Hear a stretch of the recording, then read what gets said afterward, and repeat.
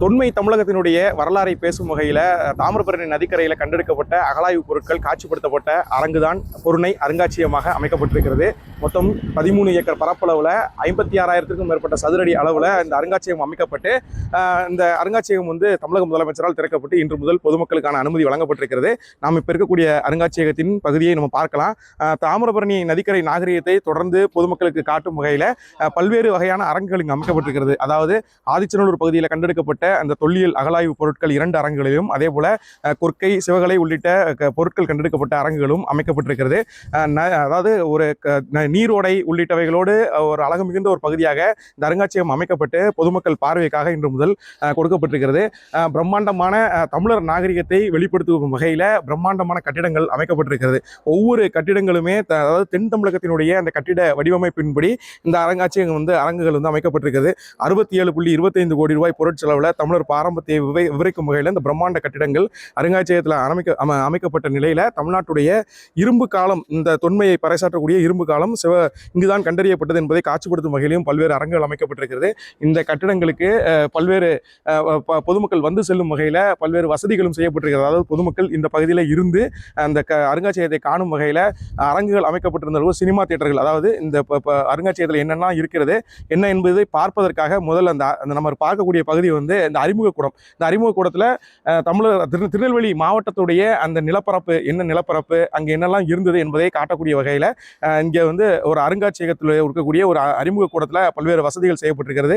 இந்த அருங்காட்சியகத்தில் என்னென்ன கண்டுபிடிக்கப்பட்டது, சிவகலையில் கண்டுபிடிக்கப்பட்ட பொருட்கள், ஆதிச்சநல்லூரில் கண்டுபிடிக்கப்பட்ட பொருட்கள் உள்ளிட்டவைகளும் காட்சிப்படுத்தப்பட்டிருக்கிறது. நம்ம இப்போ பார்க்கக்கூடிய பகுதி தான் அறிமுக கட்டிடம். இந்த அறிமுக கட்டிடத்தில் உள்ளே நுழைந்த உடனே அந்த டிக்கெட்டுகளை பரிசோதனை செய்வதற்காக நபர்கள் பணியமர்த்தப்பட்டிருக்கிறார்கள். தொடர்ந்து அருங்காட்சியகத்திற்குள்ளே சென்றால் அந்த சிவகலை நாகரிகம், அதே போல பொருணை ஆற்றங்கரையில் கண்டெடுக்கப்பட்ட நாகரிகங்கள் ஒவ்வொரு பகுதிகளாகவே காட்சிப்படுத்தப்பட்டிருக்கிறது. அதாவது முதல்ல இந்த வரலாற்று காலம், அதாவது கிபி 300ஆம் நூற்றாண்டில் இருந்து என்னென்ன நடந்தது என்பதை தெளிவாக அந்த டிஜிட்டல் முறையில் அருங்காட்சியகத்தில் காட்சிப்படுத்தியிருக்கிறார்கள். கொற்கை, அதாவது சங்ககாலம் தொடங்கி என்னென்ன காலங்கள், இரும்பு காலம், புதிய கற்காலம், நுண்கற்காலம், பழைய கற்காலம் போன்ற பல்வேறு அந்த தொல்லியல் பொருட்கள் கண்டெடுக்கப்பட்டதை காட்சிப்படுத்தப்பட்டிருக்கிறது. அதே போல நெல்லை மாவட்டம் என்பது 5 திணைகளையும் உள்ளடக்கிய ஒரு மாவட்டம். அதை காட்சிப்படுத்தப்பட்ட வகையில் பொருணை ஆற்றங்கரை நிலப்பரப்பை காட்சிப்படுத்தியிருக்கிறார்கள். அதாவது குறிஞ்சி பகுதி, முல்லை பகுதி, மருதம், நெய்தல், அதே போல பாலை, அதாவது 5 நிலப்பரப்புகளும் இங்கே இருக்கிறத காட்சிப்படுத்தப்பட்டிருக்கிறது. என்னென்ன பொருட்கள் எங்கெங்கெல்லாம் ஆய்வு நடந்தது, தொல்லியல் துறையில் மூலம் நடத்தப்பட்ட ஆய்வுகள் எங்கெங்கெல்லாம் நடந்தது என்பதை கூட குறிக்கும் வகையில் ஒரு மேப், டிஜிட்டல் மேப் செய்யப்பட்டிருக்கிறது. சிவகலையில், கொற்கையில், அதே போல் ஆதிச்சநல்லூர் பகுதியில் கண்டெடுக்கப்பட்ட அந்த பொருட்கள் எங்கெங்கெல்லாம் எடுக்கப்பட்டது என்பதை கூட மேப் செய்யப்பட்டு அதையும் காட்சிப்படுத்தியிருக்கிறார்கள். அதே போல் கற்கால கருவிகள், அதாவது என்னென்ன பொருட்கள் இருந்தது என்பதையும் காட்சிப்படுத்த டிஜிட்டல் முறையில் 2 LED திரைகளும் வைக்கப்பட்டு அதை காட்சிப்படுத்தப்பட்டிருக்கிறது. இந்த பார்த்தாலே தெரியும் என்னென்ன இருந்தது என்பதை ஒவ்வொரு விதமான வார்த்தைகள், அதாவது ஆங்கிலம், தமிழ் உள்ளிட்ட வார்த்தைகள் மூலம் இந்த டிஜிட்டல் கருவியில் காட்சிப்படுத்தப்பட்டு விளக்கப்பட்டிருக்கிறது.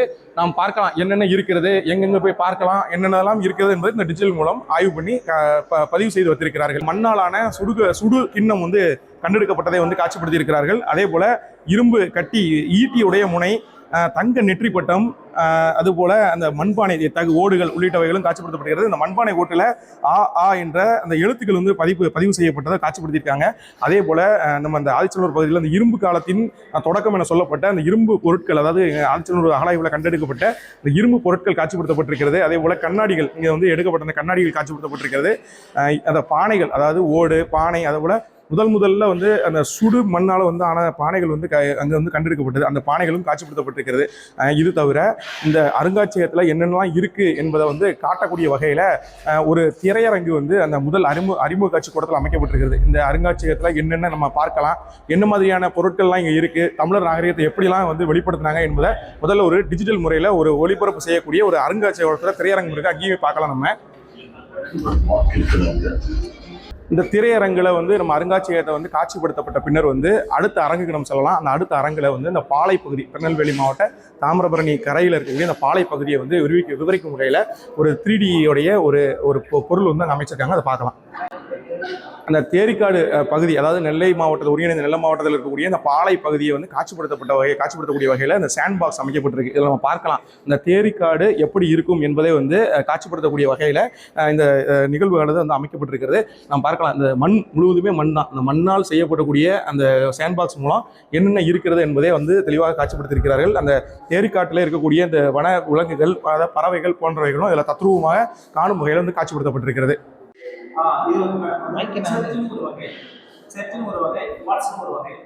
அருங்காட்சியகத்தின் இது நம்ம அறிமுக கூடத்திலிருந்து நம்ம வெளியே வந்தோம் அப்படின்னா இங்கிருந்து சிவகலை, கொற்கை அப்படியே ஒவ்வொரு பகுதிகளில் கண்டெடுக்கப்பட்ட அந்த பொருட்களை வந்து காட்சிப்படுத்துவதற்கான அந்த அரங்குகளுக்கு வந்து செல்லலாம். பொதுமக்கள் வசதிக்காக பேட்டரி கார்களும் ஏற்பாடு செய்யப்பட்டிருக்கிறது. இந்த பேட்டரி கார்கள் மூலமும் அவங்க வந்து ஒவ்வொரு பகுதிக்கும் வந்து கொண்டு செல்வதற்கான ஏற்பாடுகளை வந்து அருங்காட்சியக நிர்வாகம் செஞ்சிருக்கு. இப்போ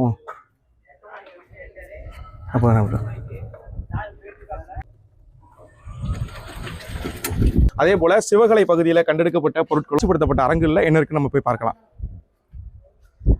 இருக்கக்கூடிய அரங்கு வந்து சிவகலை அருங்காட்சியகத்துடைய அரங்கு. அந்த சிவகலை பகுதியில் கண்டெடுக்கப்பட்டக்கூடிய அந்த பொருட்கள் வந்து காட்சிப்படுத்தப்பட்டிருக்கிறது. அந்த பொருட்கள் காட்சிப்படுத்தப்பட்ட விதம், அதாவது எப்படி வந்து அகழாய்வில் வந்து எடுக்கப்பட்டது என்பதை வந்து காட்சிப்படுத்தக்கூடிய வகையில் அந்த அரங்குகளில் புகைப்படங்கள் வைக்கப்பட்டிருக்கிறது. சிவகலையுடைய, அதாவது தூத்துக்குடி மாவட்ட ஏரல் பகுதியில் இருக்கக்கூடிய இந்த சிவகையில் வந்து என்னென்ன பொருட்கள் வந்து எடுக்கப்பட்டது என்பதுதான் அந்த பகுதியில் நம்ம காட்சிப்படுத்தியிருக்காங்க. இரும்பு காலம் என்பதை வந்து கண்டறிய வகையில் பல்வேறு பொருட்கள் வந்து அந்த அகழாய்வில் வந்து கண்டெடுக்கப்பட்டது. 3 முக்கிய வந்து ஈம பகுதிகள் வந்து அங்கே இருந்ததை வந்து கண்டறிந்திருக்காங்க. சிவகலையில் வந்து வரம்பு அப்படிங்கிற பகுதியிலையும், பேட்மா நகரம் பகுதியிலையும், மூலக்கரை என்ற பகுதியிலையும் இந்த பொருட்கள் வந்து ஆய்வு பண்ணி கண்டெடுக்கப்பட்டது. அதுதான் இந்த பகுதியில் முழுதுமே காட்சிப்படுத்தியிருக்காங்க. ஒவ்வொரு பொருட்கள், கண்டெடுக்கப்பட்ட பொருட்களும் அந்த கண்ணாடி கூண்டுகள் அமைக்கப்பட்டு அந்த இதில் வந்து தெளிவுபடுத்தியிருக்காங்க. பார்க்கலாம் அந்த இதில் வந்து கண்ணாடி கூண்டுகள் அமைக்கப்பட்டு என்னென்ன இருந்தது என்பதை வந்து இதில் காட்சிப்படுத்தியிருக்காங்க. நுண் கற்காலம் என்பது வந்து பழங்கால முறையில் என்னெல்லாம் இருந்துச்சு, அந்த கல்லில் என்னெல்லாம் வந்து கண்டெடுத்தாங்க, அந்த எழுத்துக்கள் என்னெல்லாம் இருந்தது என்பதை இந்த பகுதியில் வந்து காட்சிப்படுத்தியிருக்காங்க. இந்த சிவகலையில் வந்து தங்க காசுகள், அதே போல் செம்பு காசுகள், அடிமண் பொருட்கள்லாம் வந்து கண்டெடுக்கப்பட்டது. அந்த அடிமணிகள் அதெல்லாம் வந்து காட்சிப்படுத்தியிருக்காங்க.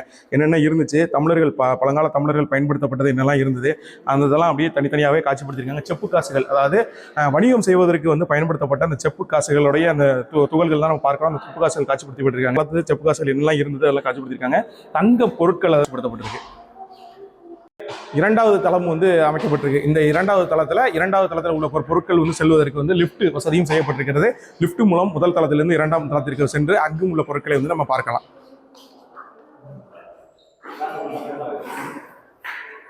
சிவகலை பகுதியில் வந்து கண்டெடுக்கப்பட்ட அந்த அதாவது அந்த களிமண் கற்கள், அதாவது குட்டி குட்டி கற்கள் வந்து நம்ம பார்க்கலாம். இது அனைத்துமே வந்து இந்த பார்க்கலாம். ஒவ்வொரு 1 கிராம் எடையிலிருந்து 61 கிராம் எடை வரைக்கும் உள்ள கழிவுகள் வந்து களிமண் கற்கள் வந்து இதில் வந்து காட்டப்பட்டிருக்கிறது.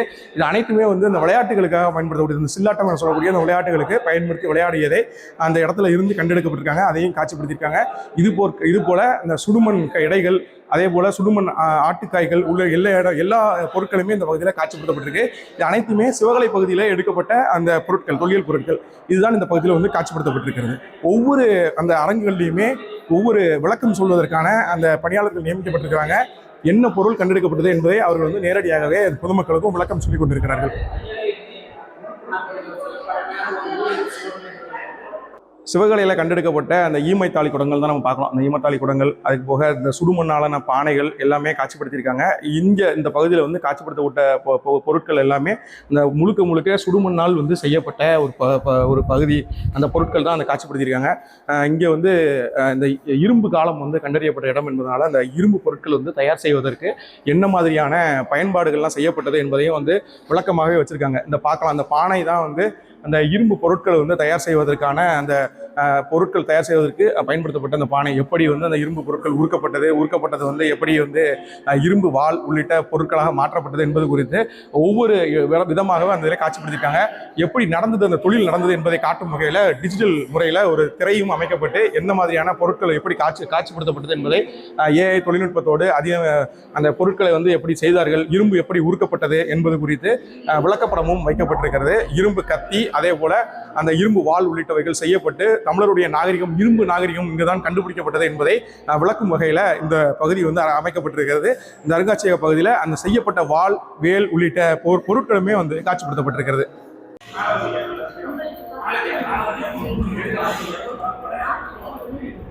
எப்படி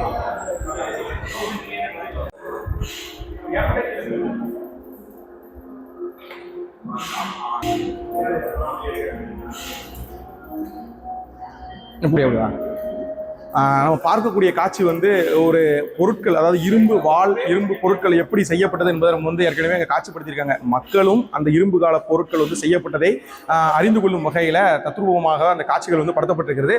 அந்த இரும்பை வந்து எப்படி உருக்கி, எப்படி உலையில் செய்து அந்த பொருட்களை வந்து எப்படி பயன்படுத்தினார்கள் என்பதற்கான அந்த காட்சிக்கூடம் தான் இது.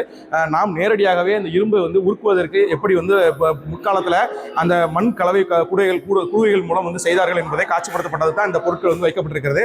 இரும்பு பொருட்களை நமது கையாலேயே அந்த உலையில போட்டு அந்த வாள் உள்ளிட்ட பொருட்களை செய்வதற்கான அந்த தத்ரூபமான அந்த காட்சியரங்கு தான் இது. நம்ம பார்க்கலாம், நேரடியாகவே அந்த பொருட்களை வந்து நாமே அந்த வாளை உருவாக்குவதில் போன தத்ரூபமான பொருட்கள் வந்து செய்யக்கூடிய வகையில இந்த அரங்கு வந்து அமைக்கப்பட்டிருக்கிறது. இந்த அரங்குல நம்ம பார்க்கலாம் வாள் எப்படி இரும்பு காலத்துல செய்யப்பட்டது என்பதை நம் கையாலேயே செய்யக்கூடிய வகையில தான் இந்த பொருட்கள் வந்து அமைக்கப்பட்டிருக்கிறது. பொருணை அருங்காட்சியகத்துடைய அடுத்த பகுதி சிவகலை பார்த்தோம், ஆதிச்சநல்லூர் பார்த்தோம். இப்போ வந்து கொர்க்கை. இந்த கொர்க்கை என்பது வந்து அந்த கடல் சார்ந்த நகரமாக அந்த பழங்காலத்தில் வந்து கண்டறியப்பட்டது.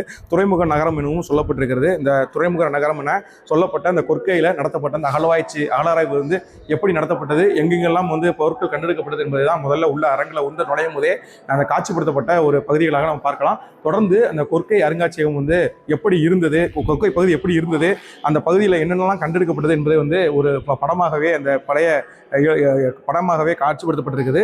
இந்த முத்துக்குளியல் வந்து இந்த பகுதியில் வந்து அதிக அளவில் நடந்திருக்கிறது. இந்த ரோமானியர்கள் வந்து இந்த முத்துக்களை பெறுவதற்கு அங்கிருந்து கடல் சார்ந்த பயணம் மேற்கொண்டு இந்த முத்துக்களை இங்கிருந்து பெற்றதற்கான குறியீடுகள் வந்து ரோமில் வந்து அதிக அளவில் கண்டெடுக்கப்பட்டிருக்கிறது. இது தமிழர்கள் பயன்படுத்தப்பட்ட அந்த பாய்மர படகு தான் இந்த காட்சிப்படுத்தப்பட்டிருக்கு. இந்த முத்துக்குளியலுக்கு என்ன மாதிரியான பொருட்கள் பயன்படுத்தப்பட்டது என்பதை இந்த காட்சி அரங்கில் முழுவதுமே காட்சிப்படுத்தியிருக்காங்க. இந்த பாய்மர படகு தான் தமிழர்கள் பயன்படுத்திய இந்த பாய்மர படகுகளை வந்து முதல்ல வந்து மாதிரிகளாக காட்சிப்படுத்தப்பட்டிருக்கு. தொடர்ந்து இந்த பகுதியில், அதாவது இந்த கொர்க்கை அப்படிங்கிற நகரம் எப்படி இருந்தது, என்ன மாதிரியான பொருட்கள்லாம் இங்கே கண்டெடுக்கப்பட்டது என்பது குறித்தான ஒரு விளக்க படம் வந்து திரையில வந்து திரையிடப்படுகிறது. நாம் பார்க்கலாம், இந்த முத்துக்கள் வந்து இந்த பகுதியில் தான் அதிக அளவு கண்டெடுக்கப்பட்டதை வந்து காட்சிப்படுத்தும் வகையில் அந்த என்னென்ன இருந்தது என்பதை ஆராய்வில் கண்டெடுக்கப்பட்ட முறையில் ஏஐ தொழில்நுட்பத்தில் இந்த பகுதியில் வந்து ஒரு வீடியோ பதிவுகளை வந்து செய்து அந்த ஒளிபரப்பு செஞ்சுருக்காங்க. மேலும் இந்த முத்துக்கள் வந்து கண்டெடுக்கப்பட்டு அந்த அகழாய்வில் கண்டெடுக்கப்பட்ட பொருட்கள், அந்த சிப்பி, முத்து மாதிரிகள் போன்றவையிலும் அந்த பகுதியில் வந்து காட்சிப்படுத்தப்பட்டிருக்கிறது. இந்த நகரம், அதாவது துறைமுகம் நகரமாக சொல்லக்கூடிய அந்த கொர்க்கையில் வந்து அந்த நாணயங்கள் வந்து அதிக அளவில் இந்த ரோமானிய நாணயங்கள், அதாவது வணிகத்துக்கு பயன்படுத்தப்பட்ட ரோமானிய நாணயங்கள் வந்து கண்டெடுக்கப்பட்டிருக்கு. அந்த கண்டெடுக்கப்பட்ட நாணயங்களை வந்து என்னென்ன கண்டெடுக்கப்பட்டது என்பதையும் காட்சிப்படுத்தியிருக்காங்க. அந்த ரோமானிய நாணயங்கள் கண்டெடுக்கப்பட்டதை காட்சிப்படுத்தப்பட்டதோட மாதிரிகளும் இந்த பகுதியில் வந்து வைக்கப்பட்டிருக்கிறது. துறைமுகம் நகரமாக இருந்த அந்த கொர்க்கை பகுதியில் வந்து இங்கிருந்து முத்து, அதாவது தூத்துக்குடி முத்து என்பது இப்பவும் வந்து சொல்லக்கூடிய அந்த பிரபலமான முத்து. இந்த முத்து வந்து கொர்க்கையில் கண்டெடுக்கப்பட்டிருக்கிறது.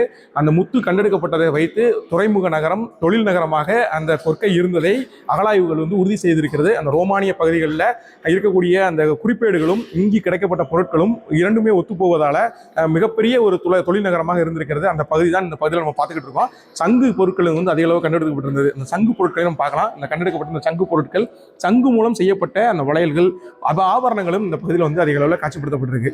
இதுதான் இந்த கொர்க்கை பகுதியில் வந்து மிகப்பெரிய ஒரு கிடைக்கப்பட்ட பொருட்கள். அதாவது துறைமுகம் நகரம், வணிக நகரம் என்பதை முன்காலத்தில் தமிழர்கள் எப்படிலாம் வணிகம் செய்தார்கள் என்பதை இந்த பகுதியில் வந்து காட்சிப்படுத்தியிருக்காங்க. இந்த பகுதியில் இருக்கக்கூடிய இந்த பொருட்கள் பாய்மர படகு மூலம் வந்து இந்த வணிகம் நடந்தது எப்படி அப்படிங்கிறத குட்டி குட்டி மினியேச்சர் மூலம் வந்து இந்த பகுதியில் வந்து செய்து காட்சிப்படுத்தியிருக்காங்க.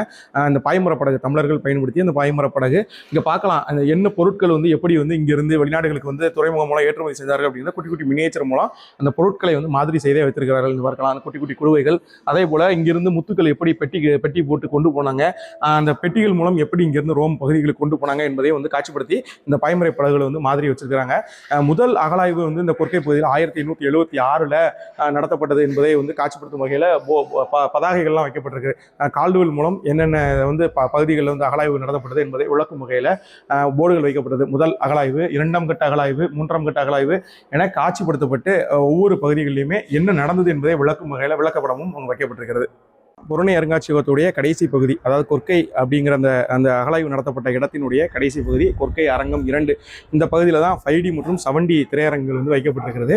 இந்த அரங்குகளில் வந்து காட்சி ஒவ்வொரு புகைப்படம் அதாவது வீடியோ பதிவுகளையும் பார்ப்பதற்கு கட்டணம் வந்து நிர்ணயிக்கப்பட்டிருக்கிறது.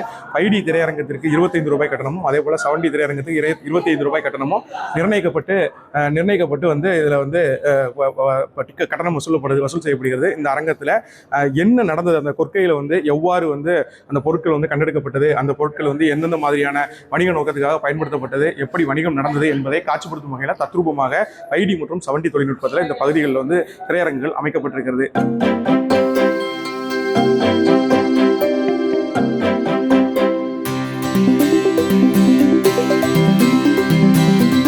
இது வந்து இந்த கொற்கை அருங்காட்சியகத்துடைய அந்த 7D தொழில்நுட்பத்தில் செய்யப்பட்டக்கூடிய அந்த போட் அதாவது என்னன்னா இந்த கொற்கை அப்படிங்கிற துறைமுகத்தில் வந்து எப்படி நடந்துச்சு, அந்த தொழில் நடந்துச்சு, முத்துக்கள் எப்படி எடுத்தாங்க அப்படிங்கிறத வந்து தத்ரூபமாக காட்சிப்படுத்தக்கூடிய வகையில் இந்த அருங்காட்சியகத்தில் அந்த 7D தொழில்நுட்பத்தில் இந்த படகு மாதிரியை அமைக்கப்பட்டிருக்கிறது. அதாவது அந்த பொருணை அருங்காட்சியகத்துடைய முழு தகவல்களும் இந்த பகுதியில் வந்து விஆர் தொழில்நுட்பத்தில், இந்த விஆர் தொழில்நுட்பம் பார்க்கலாம், இந்த விஆர் தொழில்நுட்பத்தில் வந்து தயார் செய்யப்பட்டு இந்த 7D அந்த போட்டில் வந்து பயன்படுத்தப்படுது.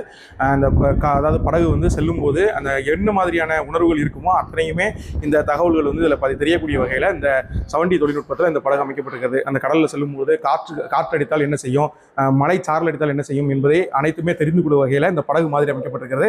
இதற்கும் 25 ரூபாய் கட்டணம் வந்து நிர்ணயிக்கப்பட்டிருக்கிறது. அந்த கொற்கை தமிழர் நாகரிகத்துடைய அந்த கொற்கை துறைமுகம் என்ன மாதிரியான தமிழ்நாட்டில் எப்படி இருந்தது, என்ன மாதிரியான பயன்பாடுகள் இருந்தது என்பதை தத்ரூபமாக விளக்கக்கூடிய வகையில் இந்த 7D தொழில்நுட்பத்தில் இந்த பகுதி வந்து அமைக்கப்பட்டிருக்கிறது. கடலில் சென்றால் என்ன உணர்வு இருக்குமோ அந்த உணர்வை நேரடியாகவே பிரதிபலிக்கும் வகையில் இந்த அருங்காட்சியகத்தில் இந்த பகுதி வந்து அமைக்கப்பட்டிருக்கிறது.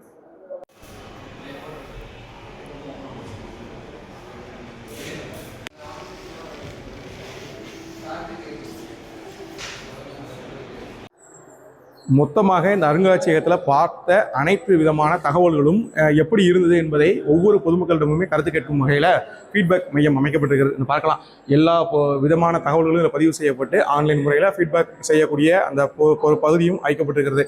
உலக நாகரிகம் தொடங்கியது தமிழகத்தில் இருந்துதான் என தமிழக முதலமைச்சர் ஒவ்வொரு முறையும் சொல்லிக் கொண்டிருப்பதை நிரூபிக்கும் வகையில் கிடைக்கப்பட்ட அந்த அகழாய்வு முடிவுகள் அறிவியல் ரீதியாகவும் தொழில்நுட்ப ரீதியாகவும் வந்து உறுதி செய்யப்பட்டு அனைத்து அரங்குகளும் காட்சிப்படுத்தப்பட்டிருக்கிறது. நெல்லை மாவட்ட மக்களுக்கு இந்த பகுதி வந்து கிடைத்த ஒரு வரப்பிரசாதமாகவே சொல்லலாம். கட்டணங்களும் குறைவாக நிர்ணயிக்கப்பட்டிருக்கிறது. இந்த அருங்காட்சியகத்தை பார்வையிடுவதற்கு சிறியவர்களுக்கு கட்டணம் தனியாக நிர்ணயிக்கப்பட்டிருக்கிறது, பள்ளி குழந்தைகளுக்கு தனியாக கட்டணம் நிர்ணயிக்கப்பட்டிருக்கிறது, அதே போல வெளிநாட்டவர்களுக்கு தனியாக கட்டணம் நிர்ணயிக்கப்பட்டிருக்கிறது. நேரடியாக இந்த பகுதிகளில் வந்து பொதுமக்களும் குழந்தைகளும் பார்த்து தமிழ் நாகரிகம் எப்படி இருந்தது என்பதை தத்ரூபமாக தெரிந்து கொள்ளும் வகையில் இந்த அரங்கங்கள் அமைக்கப்பட்டிருக்கிறது. நெல்லை மாவட்டம் ரெட்டியார்பட்டியில் அந்த அமைக்கப்பட்டக்கூடிய அரங்கத்தை இன்று வந்து பொதுமக்கள் பார்வைக்கு வெளியே திறக்கப்பட்ட நிலையிலும் பொதுமக்கள் காலை முதலே ஆர்வமாக வந்து செல்கின்றனர். தந்தி தொலைக்காட்சி செய்திகளுக்காக நெல்லையிலிருந்து ராமசுந்தரம். 1,25,00,000 மனங்களை வென்ற தந்தி டிவி யூடியூப் சேனல். தவிர்க்க முடியாத தம்ப்நெயில்ஸ், கலக்கலான கான்டென்ட்ஸ். நீங்களும் இந்த குடும்பத்தில் இணைய இப்பவே சப்ஸ்கிரைப் பண்ணுங்க. அசுரபலம் கொண்ட எங்கள் டிஜிட்டல் கரங்களில் உங்கள் விளம்பரங்களை சேர்க்க வாட்ஸ்அப் பண்ணுங்க 8939888378. Email advttanditv@dttv.in.